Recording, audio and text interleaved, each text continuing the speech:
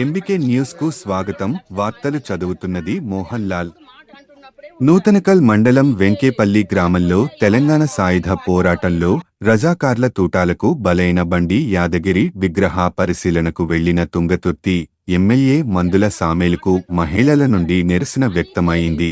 ఎన్నికల సమయంలో రుణమాఫీ చేస్తామని ఎందుకు మాటిచ్చారని వెంకేపల్లి గ్రామ మహిళలు నిలదీశారు.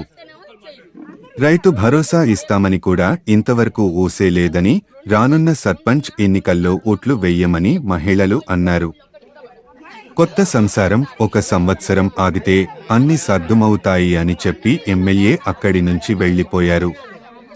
2 లక్షలు మాయపడినారు కదా, మరి అన్నప్పుడు మాట అంటున్నప్పుడే ఉండాలి అని చేయలేదు. చేయకపోతే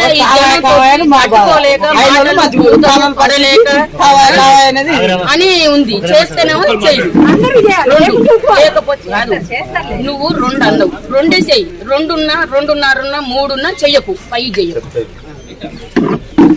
అట్లా జనం ఉన్నారు. ఒక్కొక్కరు చెప్పు 1,5 లక్షల 2 లక్షల వరకు ఏదో టెక్నికల్ ప్రాబ్లమ్ ఏదో ఉంటే దాన్ని కూడా సరి చేసి మొన్న 2,278 కోట్లు ఆ పైసలను జమ కాగానే మీ అకౌంట్లో అందరికి ఇవ్వాలని గవర్నమెంట్ డిసైడ్ అయింది. ఎందుకంటే ఒకసారి ఇచ్చేస్తే మళ్ళీ అడగడు కదా. అందుకోసమని ప్రభుత్వం ఇంకో మాట చెప్తాయి. పోయిన సంవత్సరం ఉన్న సర్కారు 7 లక్షలు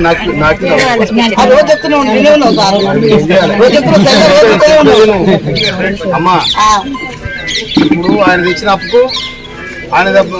అప్పుకు వచ్చే ఆమ్దాన్ మొత్తం 6,000 చిల్లర 6,000 కోట్ల రూపాయలు చిల్లర అక్కడ కట్టాలి, ఈ రుణమాఫీ చేయాలి. అందుకోసం చిన్న చిన్న ఇప్పుడే సంసారం చక్కబడుతుంది. 1 ఏడాది అయింది. జర మీరు కూడా ఓపిక పట్టుకోవాలి. కావాలంటే మేము ఇంకేం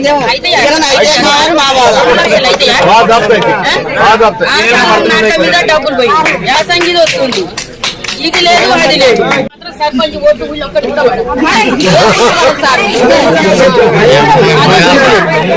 అంట మీద ఉన్నాం మేము.